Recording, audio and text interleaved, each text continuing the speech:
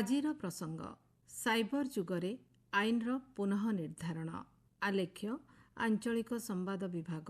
ଉପସ୍ଥାପନା ନୀନା ସାହୁ। ଡିଜିଟାଲ ଦୁନିଆ ଆମ ଦୈନନ୍ଦିନ ଜୀବନ ସହିତ ନିରବଚ୍ଛିନ୍ନ ଭାବରେ ଯୋଡ଼ି ହୋଇଥିବା ବେଳେ ଅପରାଧର ଏକ ନୂତନ ପ୍ରଜାତି ଉଭା ହୋଇଛି, ଯାହା ଭାରତର ଅପରାଧିକ ନ୍ୟାୟ ବ୍ୟବସ୍ଥାକୁ ଅନୁକୂଳ ହେବାକୁ ବାଧ୍ୟ କରିଛି। ଅତୀତରେ କୁଖ୍ୟାତ ଅପରାଧୀମାନେ ଦେଶର ଆଇନ ପ୍ରଣୟନ ବ୍ୟବସ୍ଥାର ଦୁର୍ବଳତାକୁ ଉପଯୋଗ କରୁଥିଲେ ମଧ୍ୟ ଭୌତିକ ସୀମା ଯୋଗୁଁ ସେମାନଙ୍କ କାର୍ଯ୍ୟକଳାପ ବାଧାପ୍ରାପ୍ତ ହୋଇଥିଲା। ଆଜିକାଲି ଅପରାଧ ବିକଶିତ ହୋଇଛି। ଅପରାଧୀଙ୍କୁ ସୀମିତ ରଖିବା ପାଇଁ ଆଉ କୌଣସି କ୍ଷେତ୍ରୀୟ ସୀମା ନାହିଁ। ଏହା ବଦଳରେ ଆମେ ସାଇବର ଅପରାଧୀଙ୍କ ସହ ସଂଘର୍ଷ କରୁଛୁ, ଯେଉଁମାନେ ଦୁନିଆର ଯେକୌଣସି କୋଣରୁ ବୈଶ୍ୱିକ ନେଟୱାର୍କକୁ ଅଦୃଶ୍ୟ ଭାବରେ ପରିଚାଳନା କରୁଛନ୍ତି।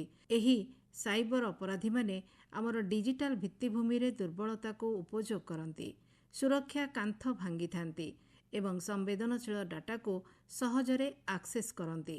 ଏହି ଆଧୁନିକ ଆହ୍ୱାନର ମୁକାବିଲା ପାଇଁ ଭାରତ ସରକାର 3ଟି ନୂଆ ଅପରାଧିକ ଆଇନ ପ୍ରଣୟନ କରିଛନ୍ତି।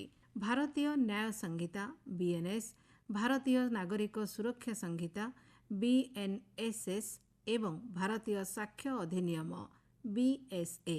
ଏକବିଂଶ ଶତାବ୍ଦୀରେ ଭାରତର ଅପରାଧିକ ନ୍ୟାୟ ବ୍ୟବସ୍ଥାକୁ ଦୃଢ଼ ଭାବରେ ଅବସ୍ଥାପିତ କରି ଡିଜିଟାଲ ଅପରାଧୀମାନେ ଶୋଷଣ କରୁଥିବା ବ୍ୟବଧାନକୁ ଦୂର କରିବା ଏବଂ ଆଧୁନିକ ଅପରାଧର ଜଟିଳତାକୁ ଦୂର କରିବା ଏହି ଆଇନଗୁଡ଼ିକର ଉଦ୍ଦେଶ୍ୟ।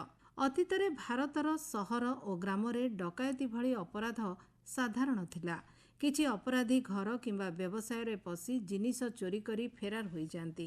ଏଭଳି ପରିସ୍ଥିତିରେ ସ୍ଥାନୀୟ ପୁଲିସ ଘଟଣାସ୍ଥଳରେ ପହଞ୍ଚି ଶାରୀରିକ ପ୍ରମାଣ ସଂଗ୍ରହ କରିବା ସହିତ ସାକ୍ଷୀଙ୍କୁ ପଚରାଉଚରା କରିବ। ଅପରାଧର ଶାରୀରିକ ପ୍ରକୃତି ସ୍ପଷ୍ଟ ପ୍ରମାଣ ଦେଇଥିଲା। ଆଙ୍ଗୁଠି ଚିହ୍ନ, ପାଦ ଚିହ୍ନ ଏବଂ ସାକ୍ଷୀ, ଯେଉଁମାନେ ଅଦାଲତରେ ସାକ୍ଷ୍ୟ ଦେଇପାରିବେ। ଅପରାଧ ଏକ ନିର୍ଦ୍ଦିଷ୍ଟ ସ୍ଥାନରେ ସୀମିତ ଥିଲା ଏବଂ ପୋଲିସର ଏକ ସରଳ ପ୍ରକ୍ରିୟା ଥିଲା।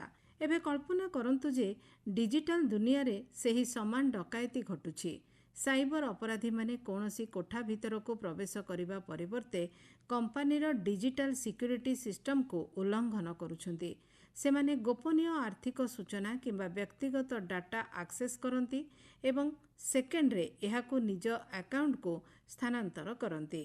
ଏହାର ପ୍ରମାଣ ହେଉଛି ଡିଜିଟାଲ ସର୍ଭରରେ ବିସ୍ତାରିତ ଏବଂ ପ୍ରାୟତଃ ଏନକ୍ରିପ୍ଟେ ଫାୟାରୱାଲ୍ ପଛରେ ଲୁଚି ରହିଥାଏ।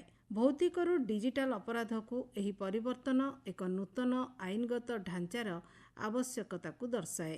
ଭାରତୀୟ ନ୍ୟାୟ ସଂହିତା, ଭାରତୀୟ ନାଗରିକ ସୁରକ୍ଷା ସଂହିତା ଏବଂ ଭାରତୀୟ ସାକ୍ଷୀ ଅଧିନିୟମ ପ୍ରଦାନ କରିଛନ୍ତି।